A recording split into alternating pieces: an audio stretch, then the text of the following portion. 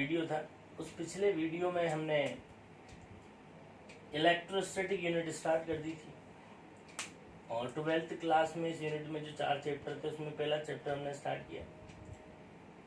जो पहला चैप्टर था वो था अपने पास विद्युत क्षेत्र, और इसके अंदर जो टॉपिक हमने पहला स्टार्ट किया था वो था बेटा आवेश। ठीक है, आवेश में मैंने आपको आवेश की परिभाषा बताई, आवेश के प्रकार बताए, किसी आवेश की मात्रक बताए, उसकी विमा बताई, किसी वस्तु को किस प्रकार से आवेशित करेंगे ये बताए। लास्ट टाइम पे जो लेक्चर अपन ने छोड़ा था वो यहाँ आकर के छोड़ा था कि किसी वस्तु पे आवेश की कितनी मात्रा ये कैसे कैलकुलेट करते हैं। ठीक है, हालांकि देखो इसका एक और तरीका एक फॉर्मूले से भी करते हैं, पर थोड़ा लॉजिकली अपन अगर इसको करें तो मैंने बताया था लास्ट टाइम कि अगर कोई वस्तु है, इस वस्तु में से अगर हम इलेक्ट्रॉन निकालेंगे, अगर इस वस्तु में से हम इलेक्ट्रॉन्स निकालते हैं, ठीक है, तो ये जो वस्तु है बेटा ये धनावेशित हो जाती है। क्लियर? अब कब कितना धनावेश आएगा, तो जैसे मैंने बताया था कि अगर इसमें से एक इलेक्ट्रॉन निकाला जाए तो वस्तु पे धनावेश आता है कितना, E प्लस ई। अगर 2 इलेक्ट्रॉन निकालोगे तो आवेश आएगा माइनस ई, प्लस का 2e। अगर 3 इलेक्ट्रॉन निकालोगे तो आवेश आएगा प्लस का 3। इसी तरीके से अगर n इलेक्ट्रॉन्स इसमें से निकाले जाए तो इस पर आवेश आएगा बेटा कितना, प्लस का n। क्लियर है यहाँ तक? ठीक है, इसी प्रकार हम बात करें कि अगर किसी वस्तु में इलेक्ट्रॉन्स जोड़े जाते हैं तो वस्तु ऋणावेशित हो जाती है। अगर एक इलेक्ट्रॉन जोड़ेंगे तो आवेश आता है माइनस का ई। अगर 2 इलेक्ट्रॉन जोड़ेंगे तो माइनस का 2e, 3 जोड़ेंगे तो माइनस का 3e, और अगर n इलेक्ट्रॉन्स जोड़ेंगे तो आवेश कितना आएगा बेटा, माइनस का n। यहाँ तक की चर्चा अपन ने कर ली थी। क्लियर यहाँ तक बात? ठीक है। अच्छा, एक चीज और अपन देखें, आज का जो जहां से स्टार्ट करेंगे अपन ये पढ़ चुके थे ना, हम बात करते देखा होगा कभी अगर परमाणु को चित्रात्मक रूप से जब अपन रिप्रेजेंट करते हैं तो इस तरीके से इसको हम रिप्रेजेंट करते हैं। ये बीच में होता है नाभिक, और यहाँ पे बेटा इस तरीके से प्लस लगाते हैं, और बाहर इसमें पाए जाते हैं क्या, इलेक्ट्रॉन्स। समझ में आती है यहाँ तक बात? ठीक है, ये जो है ये होता है नाभिक,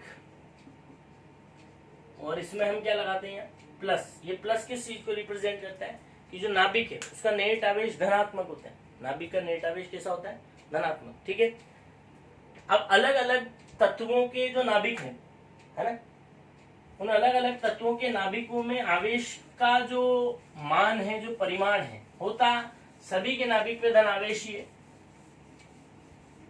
पर सब में अलग अलग परिमाण में होते हैं। ठीक है, अगर हाइड्रोजन का नाभिक होगा तो उस पे कुछ अलग आवेश होगा, हीलियम का होगा तो उस पे कुछ अलग होगा, सोडियम का होगा तो उस पे कुछ अलग होगा। ऐसे अलग अलग प्रकार के नाभिकों पे अलग अलग आवेश होते हैं। ठीक है, तो आज हम थोड़ा सा जो है नाभिक के बारे में अपन थोड़ी सी बात कर लेते हैं। नाभिक में आवेश ज्ञात करना एक छोटा सा टॉपिक है, इसको अपन सीख लेते हैं, फिर आगे कंटिन्यू करेंगे। ठीक है, तो अपन बात कर रहे हैं नाभिक पर आवेश ज्ञात करना। ठीक है ना, नाभिक पर आवेश अपन ज्ञात करेंगे। तो पहली चीज ये आप नोट डाउन भी कर लीजिएगा, नाभिक क्या है। ठीक है, तो नाभिक है बेटा क्या, प्रोटोनों और न्यूट्रॉनों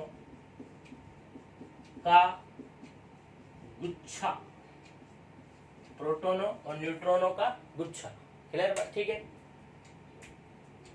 इसमें जो प्रोटॉन है इन पर धनावेश होता है, जो न्यूट्रॉन है ये उदासीन होते हैं। क्लियर है? ठीक है, तो नाभिक के अंदर दो चीजें, प्रोटॉन और न्यूट्रॉन, इस पे धन आवेश है, ये उदासीन है। ठीक है, तो नाभिक पे कैसा आवेश होगा? नाभिक पे धन आवेश होगा, जो किसकी वजह से होगा? प्रोटॉन्स की वजह से। क्लियर? तो हम कहेंगे नाभिक जो है इस पे भी कैसा आवेश होता है? धन आवेश। ठीक है ना? किसकी वजह से होता है? प्रोटॉन की वजह से। ठीक है, तो नाभिक पर आवेश किसके कारण होता है? नाभिक पर आवेश प्रोटोनों के कारण होता है। किसके कारण होता है?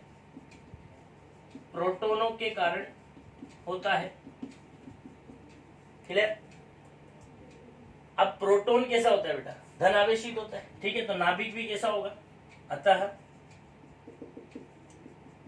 नाभिक पर कैसा आवेश होगा? नाभिक पर धन आवेश होता है। ठीक है, अब किस नाभिक पे कितना आवेश होगा? धन आवेश होता है, प्रकृति तो अपने को पता है, चाहे किसी भी तत्व का नाभिक हो सभी पे धन आवेश ही होगा। ठीक है, पर अब जो चीज अपने को देखनी है वो क्या है कि किस नाभिक पे कितने परिमाण में आवेश होता है। क्लियर बात नहीं आता है? ठीक है, तो ये नोट डाउन कर लीजिए, इसे भी एरो लगा के लिख लेना। ठीक है, चलो अब इसी को आगे कंटिन्यू करते हैं अपन। लिखो साथ के साथ, किसी भी तत्व के नाभिक को निम्न प्रकार प्रदर्शित करते हैं। ठीक है, किसी भी तत्व के नाभिक को निम्न प्रकार प्रदर्शित करते हैं। कैसे प्रदर्शित करते हैं देखो। ठीक है, तो कोई भी तत्व हो उसका नाभिक जो है, मान लो कोई तत्व है एक्स। ठीक है, माना कोई तत्व एक्स है। ठीक है, तो इसके नाभिक को लिखा जाएगा इस तरीके से ZXA। किस तरीके से लिखते हैं? ZXA। ठीक है, अब इस ZXA में कौन सी चीज क्या है ना? तो पहले हम बात करेंगे Z क्या है, फिर हम बात करेंगे A क्या है। ठीक है ना? तो बेटा जो Z है ये होता है परमाणु क्रमांक। क्या होता है? परमाणु क्रमांक। क्लियर यहां तक बात? ठीक है, और परमाणु क्रमांक उतना ही होता है जितनी क्या होती है? प्रोटॉनों की संख्या। परमाणु क्रमांक किसके बराबर होता है? प्रोटॉनों की संख्या के बराबर। क्लियर यहां तक बात? ठीक है, नेक्स्ट हम कहें ए जो है ये होती है द्रव्यमान संख्या। ए क्या होती है बेटा? द्रव्यमान संख्या। और जो द्रव्यमान संख्या है ये होती है क्या? प्रोटोनों की संख्या प्लस न्यूट्रॉनों की संख्या। ठीक है, हालांकि इससे अभी अपने को कोई लेना देना है नहीं। ठीक है, तो किसी भी तत्व के नाभिक पे कितना आवेश होगा तो ये अपने को पता है कि भाई नाभिक पे जो आवेश है वो किसके कारण है? प्रोटॉन के कारण। क्लियर बात? ठीक है, तो नाभिक में कितना आवेश होगा? तो नाभिक में उतना ही आवेश होगा जितने उसके अंदर प्रोटॉन है। उन प्रोटोनों पर जितना आवेश होगा उतना ही उस नाभिक पर आवेश होगा। जैसे जनरल अगर हम बात करें, ये जो नाभिक है ये किसी भी तत्व एक्स का जो है नाभिक है, इसके नाभिक में प्रोटोनों की संख्या कितनी है? हाँ बोलो, प्रोटोनों की संख्या कितनी है? जेड। अरे सही है ना?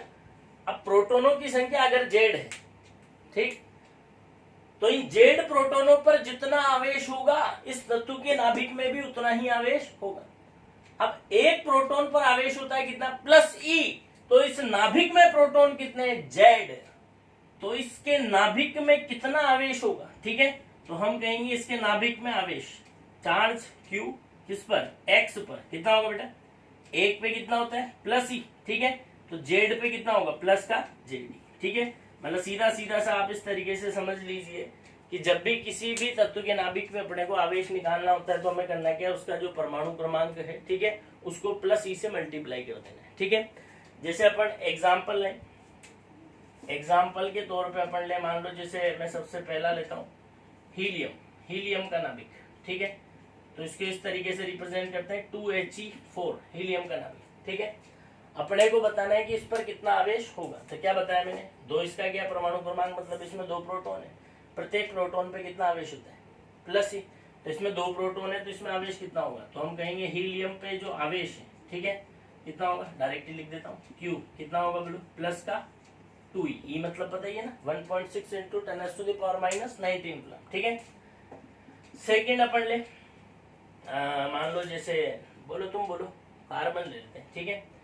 तो कार्बन अपन ले लेते हैं 6C12 है ना।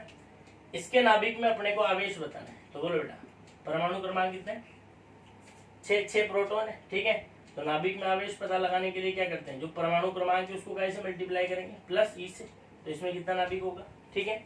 एक लास्ट एग्जांपल और लिख लेते हैं, जैसे अपन ले लेते हैं 17Cl35, ठीक है। बोलो बेटा इस पे कितना आवेश, बोलो कितना, प्लस का 17E, अरे सही है ना, क्लियर है भाई, ठीक है। तो इस तरीके से अपन क्या कर लेंगे, नाभिक के आवेश को निकाल लेंगे, इसे नोट कर लेना। एक बार फिर बता देता हूँ, किसी भी तत्व के नाभिक को इस तरीके से ZX से, यहाँ पे Z क्या होगा, परमाणु क्रमांक, जो है नीचे लिखा होता है वो परमाणु क्रमांक है, जो बेजे पे लिखा हुआ है वो द्रव्यमान संख्या है। परमाणु क्रमांक प्रोटोनों की संख्या के बराबर होता है, क्लियर है यहाँ तक बात, ठीक है। और द्रव्यमान संख्या प्रोटोनों की संख्या प्लस न्यूट्रॉनों की संख्या होती है। वैसे इसको डिटेल में नाभिक नाम का चैप्टर अपने है 12th में, उसके अंदर हम डिटेल में पढ़ेंगे, फिलहाल ऐसे ही, क्लियर है यहाँ तक बात, ठीक है। तो नाभिक पे धन आवेश होता है, प्रोटोनों के कारण कितना धन आवेश होता है, तो उतना ही धन आवेश होगा, जितने उसके अंदर प्रोटोन होंगे उन प्रोटोनों पे जितना आवेश होगा उतना ही उस पर धन आवेश होगा, ठीक भाई, बहुत बढ़िया, बहुत सुंदर, बड़ा मजा आया, वाह वाह, ठीक है बेटा, है ना। चलो अब मैं बताता हूं तुम्हें, अपन ने किसी वस्तु को आवेशित करना सीख लिया, ठीक है। अब हम बात करते हैं कि वस्तु को आवेशित करने पर उस पर क्या क्या प्रभाव पड़ते हैं, ठीक है भाई। भाई होता है ना, वस्तु को जब आप आवेशित कर दोगे तो आवेशित करने के बाद कुछ परिवर्तन तो उसके अंदर आ ही जाते हैं, अनुभवी लोग पहचान जाते हैं, ठीक है ना। देखो भाई, तो अपन बात करते हैं वस्तु को, टॉपिक है लिखो, वस्तु को आवेशित करने पर उस पर पड़ने या उसमें होने वाले परिवर्तन, ये देखो, उसमें होने वाले परिवर्तन, ठीक है ना। क्या क्या परिवर्तन जो है किसी वस्तु को जब हम आवेशित कर देते हैं तो क्या क्या परिवर्तन उसमें आते हैं, ये चीज अपने को देखना है, क्लियर है यहाँ तक बात, ठीक है। अब वस्तु को दो प्रकार से आवेशित कर सकते हैं, धन आवेशित भी कर सकते हैं और ऋण आवेशित भी कर सकते हैं। तो अपन एक एक करके देखेंगे, धन आवेशित करते हैं तो क्या होता है, ऋण आवेशित करते हैं तो क्या होता है, ठीक है ना। तो इसमें जो सबसे पहला पॉइंट ले रहे हैं उसमें हम लिख रहे हैं कि यदि किसी वस्तु को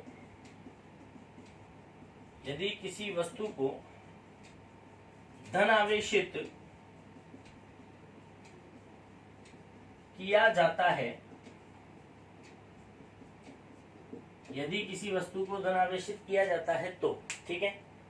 तो किन किन चीजों के बारे में अपने को यहाँ बात करनी है। सबसे पहली चीज अपन देखेंगे, इलेक्ट्रॉनों के बारे में बताना है।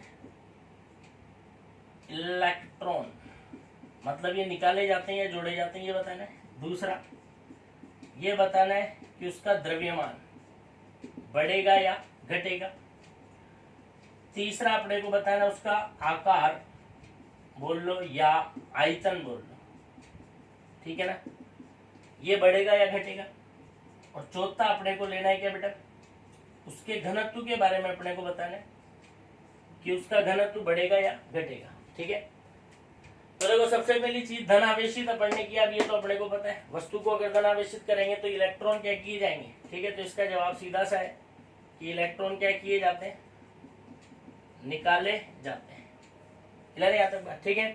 द्रव्यमान की अगर अपन बात करें कि द्रव्यमान बढ़ेगा या घटेगा, ठीक है। तो देखो सिंपल सी चीज है, ये है वस्तु, ठीक है। अब इस वस्तु को क्या करना है अपने को, धन आवेशित। तो धन आवेशित करने के लिए क्या करेंगे, इसमें से इलेक्ट्रॉन्स निकालेंगे। क्या करेंगे, इसमें से इलेक्ट्रॉन्स निकालेंगे, ठीक है। अब इलेक्ट्रॉन जब इसमें से निकलेगा तो इलेक्ट्रॉन का क्या भी निकलेगा, द्रव्यमान भी निकलेगा। भाई इलेक्ट्रॉन के पास भी तो द्रव्यमान होता है, माना बहुत कम होता है पर कुछ तो है, अरे क्लियर है भाई, ठीक है। तो इलेक्ट्रॉन अगर इसमें से हमने निकाला तो इलेक्ट्रॉन जब इसमें से निकल करके गया तो अपना क्या भी ले गया, द्रव्यमान भी ले गया। माना वो द्रव्यमान बहुत कम है, बाकी कुछ तो है, ठीक है। तो वस्तु में से जब इलेक्ट्रॉन निकला, इलेक्ट्रॉन निकलने का मतलब द्रव्यमान निकल गया। क्लियर है यहाँ तक बात? ठीक है, द्रव्यमान निकल गया तो किसी में से द्रव्यमान निकलेगा तो उसका द्रव्यमान क्या होगा, बढ़ेगा या घटेगा? तो धन आवेशित करने पे बोलो द्रव्यमान क्या होता है, घट जाता है। ठीक है, हालांकि ऐसा नहीं है कि अगर किसी वस्तु को धन आवेशित कर दे तो वस्तु को इतनी हल्की हो जाएगी, उड़ने लग जाएगी। ये जो द्रव्यमान में जो कमी आती है, ठीक है, ये अत्यल्प होती है बेटा, है ना।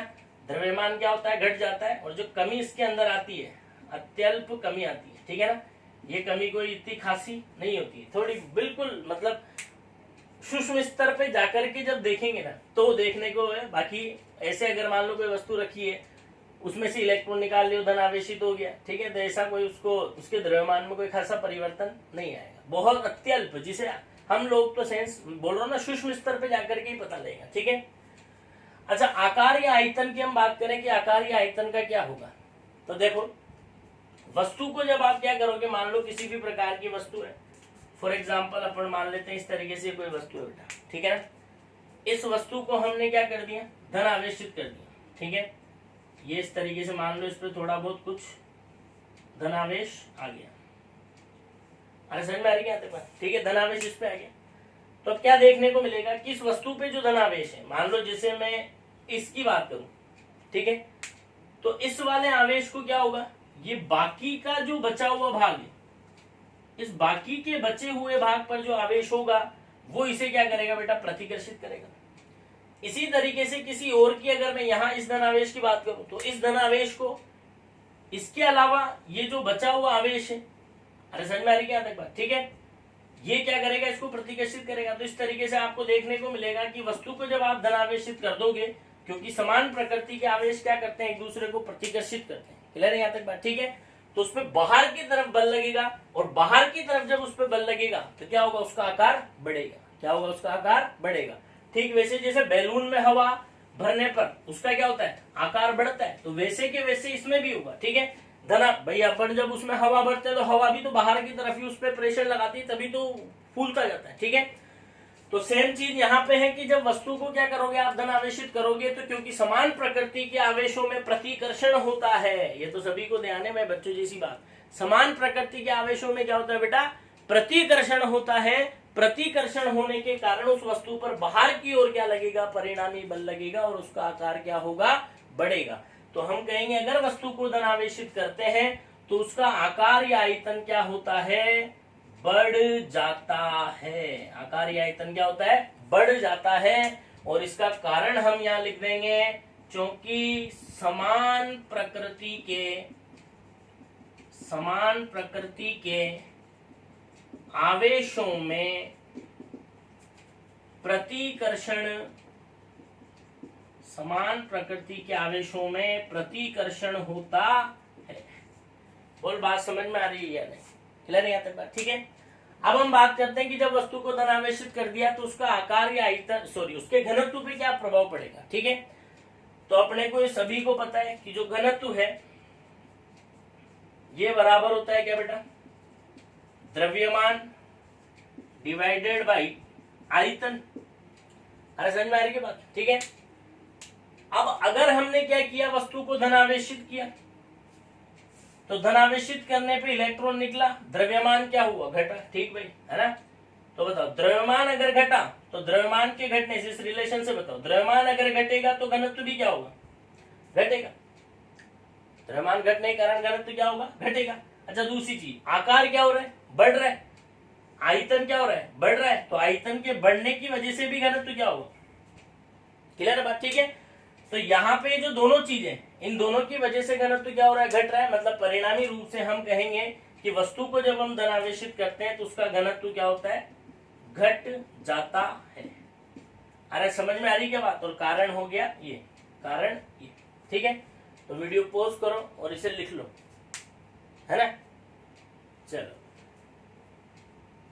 तो लास्ट टाइम पे ये चीज अपन ने देख ली क्या, कि वस्तु को अगर हम धन आवेशित करते हैं तो इन सब चीजों पे क्या प्रभाव पड़ता है। ठीक है, अब हम बात करते हैं कि अगर किसी वस्तु को ऋण आवेशित किया जाता है, क्या किया जाता है, अगर किसी वस्तु को ऋण आवेशित किया जाता है, तो ऋणावेशित करने पे अपने को बताना है कि इलेक्ट्रॉनों का क्या होगा। तो बोलो ऋणावेशित करने पे इलेक्ट्रॉन क्या करते हैं, इलेक्ट्रॉन जोड़े जाते हैं, ये तो पता ही है। इलेक्ट्रॉन क्या किए जाते हैं, जोड़े जाते हैं, ठीक है। द्रव्यमान के बारे में बताना है, बड़ी आसानी से बता देंगे सभी, है। वस्तु को जब हम ऋणावेशित करते हैं, तो ऋणावेशित करते हैं तो उसमें इलेक्ट्रॉन्स क्या करते हैं बेटा, जोड़ते हैं। क्लियर है यहाँ तक बात। इलेक्ट्रॉन के बाद द्रव्यमान होता है या नहीं होता है, होता है, कुछ तो होता है, ठीक है। तो इलेक्ट्रॉन वस्तु में जुड़े, मतलब वस्तु में क्या जुड़ा, द्रव्यमान। अब अगर किसी चीज में अतिरिक्त द्रव्यमान जुड़ेगा तो द्रव्यमान क्या होगा बेटा, बढ़ेगा, है ना। तो हम कहेंगे ऋणावेशित करेंगे तो जो वस्तु का द्रव्यमान है वो क्या होता है, बढ़ जाता है, ठीक है। आइए अब आकार की बात करते हैं, वापस से वही चीज देखना। जैसे इससे पहले धनावेशित किया था तो प्लस प्लस में प्रतिकर्षण था, इसलिए क्या हुआ, उसका आकार बढ़ा। अगर ऋणावेशित करेंगे तो ऋणावेशित करने पे क्या होगा बेटा, इस तरीके से माइनस आवेश आ गया ना, तो माइनस और माइनस में भी क्या होता है, प्रतिकर्षण ही होता है। तो ये सब भी क्या करेंगे, एक दूसरे को बाहर की तरफ धक्का देंगे, तो ये वस्तु गुब्बारे की तरह क्या हो जाएगी, फूल, इतना ज्यादा नहीं होता है, ठीक है। तो हम कहेंगे कि ऋणावेशित जब हमने किया तो ऋणावेशित करने पे उसका आयतन या आकार क्या होता है, तो वापस से जवाब वही है कि आयतन या आकार क्या होता है, बढ़ जाता है। और कारण भी वापस से वही है, क्या कारण है, समान प्रकृति के आवेशों में क्या होता है, समान प्रकृति के आवेशों में प्रतिकर्षण होता है। अरे बात समझ में आ रही है क्या भाई, समान प्रकृति के आवेशों में क्या होता है, प्रतिकर्षण, ठीक है। अब हम बात करते हैं घनत्व के बारे में। तो देखो बेटा, वापस से वही चीज, घनत्व बराबर क्या होगा, द्रव्यमान डिवाइडेड बाय आयतन, ठीक है। अब देखो, जब हमने वस्तु को ऋणावेशित किया तो द्रव्यमान क्या हुआ, बढ़ा। तो द्रव्यमान के बढ़ने से घनत्व क्या होगा, बढ़ेगा। आकार या आयतन का क्या हुआ, आकार या आयतन भी बढ़ा। तो आकार या आयतन के बढ़ने की वजह से घनत्व क्या होगा, बोला सर घटेगा। बोला सर बढ़ भी रहा है, घट भी रहा है। तो आंसर आना चाहिए कि अपरिवर्तित रहेगा। क्या रहेगा, अपरिवर्तित रहता है। आंसर ये आना चाहिए सर इसके हिसाब से। तो बस नहीं बेटा, अपरिवर्तित नहीं रहता है, घनत्व अभी भी घटता है। क्या होता है, घटता है। बोला सर क्या फालतू की बात कर रहे हो, इसके अकॉर्डिंग तो ये लग रहा है कि क्या होगा, अपरिवर्तित रहेगा, पर बेटा नहीं। देखो मैंने पहले ही कहा है कि इलेक्ट्रॉन के पास द्रव्यमान होता है पर वो द्रव्यमान काफी कम होता है। तो इलेक्ट्रॉन के आने और जाने से द्रव्यमान में जो परिवर्तन है वस्तु का वो अत्यल्प होता है, ठीक है। तो हम कहेंगे कि जब वस्तु को आप ऋणावेशित करते हैं तो द्रव्यमान में वृद्धि होती है, आयतन में भी वृद्धि होती है, पर द्रव्यमान में वृद्धि की तुलना में आयतन की जो वृद्धि है वो अधिक होती है। इसलिए आयतन में वृद्धि द्रव्यमान के कंपैरिजन में अधिक होने की वजह से घनत्व में वृद्धि कम और कमी क्या होती है, ज्यादा। तो परिणामी रूप से घनत्व क्या होता है बेटा, घट जाता है। क्या हो जाता है, तो ये चीज ध्यान रखना, चाहे वस्तु को धनावेशित करो या ऋणावेशित करो, ठीक है, उसका आकार हमेशा बढ़ेगा ही सही और उसका घनत्व हमेशा घटेगा ही सही।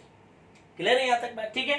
चलिए नोट कर लीजिए, पॉज कर लीजिए, नोट कर लीजिए, लिख लिया, ठीक, बहुत बढ़िया, है ना। तो इस तरीके से अपन ने देख लिया कि वस्तु को जब हम आवेशित करते हैं तो आवेशित करने से वस्तु पे क्या क्या प्रभाव पड़ते हैं, ठीक है। तो क्या देखा अपन ने, धनावेशित करेंगे तो इलेक्ट्रॉन हम निकालते हैं, इलेक्ट्रॉन हम निकालेंगे तो द्रव्यमान घटेगा, आकार बढ़ेगा और घनत्व घटेगा। ऋणावेशित करेंगे तो इलेक्ट्रॉन जोड़ेंगे, द्रव्यमान बढ़ेगा, आकार बढ़ेगा, घनत्व घटेगा। क्लियर है यहाँ तक बात, ठीक है।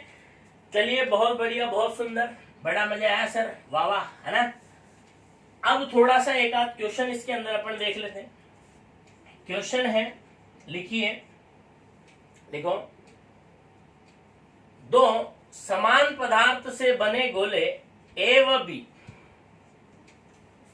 दो समान पदार्थ से बने गोले ए व बी को, नहीं ऐसे लिखो, दो समान पदार्थ से बने गोले जिनके द्रव्यमान भी समान है, द्रव्यमान भी समान है, ठीक है, इन्हें समान परिमाण से किंतु विपरीत प्रकृति के आवेश से आवेशित किया जाता है, ठीक है, आवेशित करने के पश्चात इनके द्रव्यमान क्रमशः Ma एवं Mb, Ma एवं Mb हो जाते हैं, तो सही विकल्प का चयन कीजिए, ठीक है। तो ऑप्शन लिखो, Ma is equal to Mb, second Ma less than Mb। अच्छा, इसमें एक काम करो यार, क्वेश्चन को थोड़ा चेंज कर लो, ऐसे लिखो, ऐसे लिखो, दो समान पदार्थ से बने गोले ए व बी जिनके द्रव्यमान भी समान है, इनमें से ए को धन आवेशित तथा बी को ऋण आवेशित किया जाता है, ऐसे लिख लो, ठीक है। और आवेशित करने के बाद ए और बी के जो द्रव्यमान है, ठीक है, वो ये है ना, तो अपने को सही विकल्प चुनना है, लिख लिया ना, ठीक है। चलो, तो थर्ड लेते हैं अपन, Ma is greater than Mb, और फोर्थ ले रहे हैं अपन क्या, Ma इज लेस, फोर्थ ले लो, नन ऑफ दीज आर, ठीक है। अरे क्लियर है। चलो तो देखते हैं, देखो ये गोला ए है अपने पास, है ना, जैसा गोला ए है वैसा का वैसा ही गोला कौन भी है, बी भी है, क्लियर है यहाँ तक बात, ठीक है।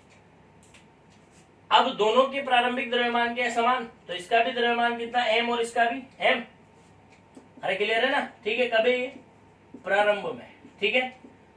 अब हमने a को क्या किया, धनावेशित, और b को क्या किया, ऋणावेशित, ठीक है। तो ये जो a है बेटा, a को अपन ने क्या कर दिया, धनावेशित, और b को उतने ही परिमाण में क्या कर दिया, ऋणावेशित, क्लियर है यहाँ तक बात, ठीक है। तो जो A का द्रव्यमान है वो कितना हो गया, Ma, और जो B का द्रव्यमान है वो कितना हो गया, Mb। अरे सही है ना यार, ठीक है, ये प्रारंभ में और ये अंत में, ठीक है ना। चलो, तो अब A को धनावेशित किया तो क्या हुआ, Ma से क्या किए गए बेटा, इलेक्ट्रॉन्स निकाले गए, और B को ऋणावेशित किया, मतलब B में क्या किए गए, इलेक्ट्रॉन्स जोड़े गए, ठीक है। अब Ma से इलेक्ट्रॉन्स निकले, तो जब इलेक्ट्रॉन निकले तो अपना द्रव्यमान भी क्या हो गया, साथ में लेकर के गए। तो मान लो जिसे इन इलेक्ट्रॉनों के निकलने की वजह से डेल्टा M द्रव्यमान इसमें से निकल गया, ठीक है ना। तो इसका जो द्रव्यमान है A का वो कितना होगा, M में से कितना निकल गया, डेल्टा, क्लियर है यहाँ तक बात, ठीक है। इसमें इलेक्ट्रॉन्स जुड़े, मतलब इसमें द्रव्यमान भी क्या हुआ, जुड़ा, ठीक है।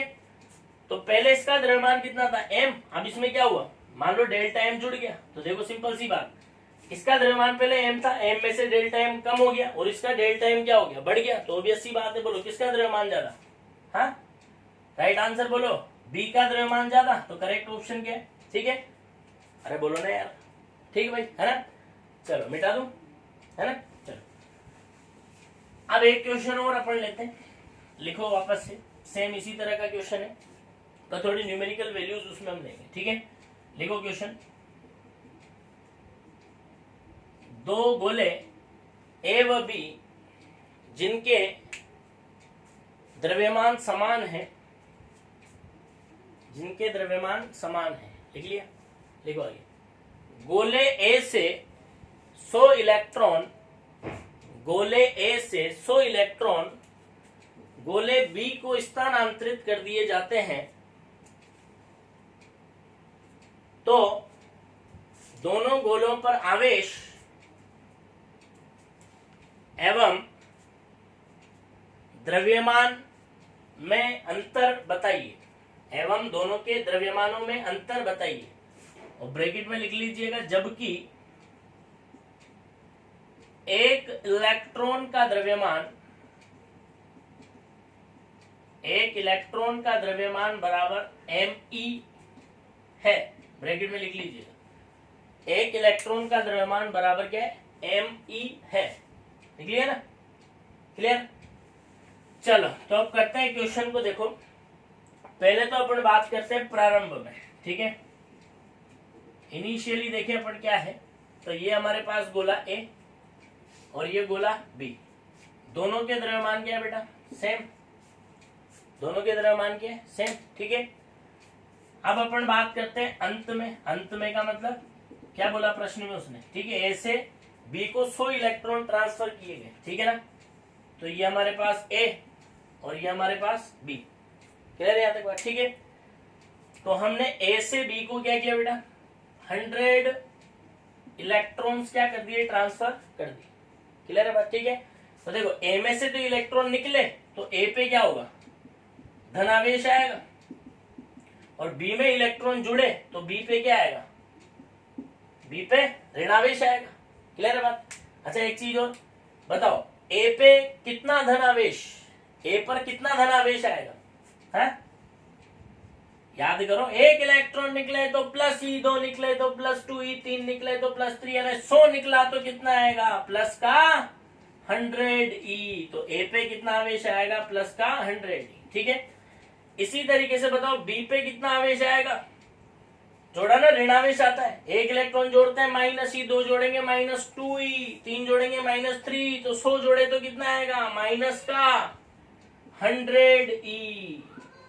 क्लियर है क्या, अरे बोलो ना, ठीक है। चलिए अब हम बात करते हैं दोनों के द्रव्यमानों में अंतर। तो मान लो जब अपन ने आवेशित कर दिया तो जो ए है, ठीक है, उस ए का द्रव्यमान हो गया बेटा एम ए, ठीक है, और जो बी है इस बी का द्रव्यमान हो गया एम बी, अरे सही क्या, ए का द्रव्यमान एम ए और बी का कितना हो गया एम बी, ठीक है। तो हुआ क्या, ए में से इलेक्ट्रॉन्स क्या हुए, निकले, ए में से इलेक्ट्रॉन्स क्या हुए, निकले, कितने इलेक्ट्रॉन निकले, 100, तो 100 इलेक्ट्रॉन निकले तो वो अपना द्रव्यमान भी क्या हो गया, अपने साथ में ले गए। एक इलेक्ट्रॉन का द्रव्यमान कितना है, हाँ ई, ठीक है ना। तो 100 इलेक्ट्रॉन, एक इलेक्ट्रॉन का द्रव्यमान एम ई, तो 100 इलेक्ट्रॉन का 100 एम ई, ठीक है। तो पहले एम था, एम में से कितना कम हो गया, 100 एम ई कम हो गया, ठीक है। इसी तरीके से बी को ऋणावेशित किया, मतलब बी में इलेक्ट्रॉन जुड़े और बी में इलेक्ट्रॉन जुड़े तो 100 इलेक्ट्रॉन जुड़े, तो 100 इलेक्ट्रॉन अपना द्रव्यमान साथ भी लेके आया, पहले एम था तो कितना हो गया, एम प्लस 100 एम ई, सही ना भाई, ठीक है। तो दोनों के द्रव्यमानों में अगर अपन डिफरेंस निकालें, ठीक है, ए और बी के द्रव्यमानों में डिफरेंस, ध्यान रखना बेटा, डिफरेंस निकालने का तरीका होता है बड़ा माइनस छोटा, ठीक है। तो बोलो बड़ा कौन है, वो, तो एम बी में से किसको माइनस करोगे, एम ए को, ठीक है। बोलो एम बी कितना है, एम प्लस 100 एम ई, और एम ए कितना है, एम माइनस 100 एम ई। तो एम से तो एम क्या हो गया, माइनस और माइनस प्लस, तो 100 एम ई, 100 एम ई कितना हो गया, 200 एम ई, यही क्या होगा आंसर, ठीक है। नोट कर लीजिए, कर लिया।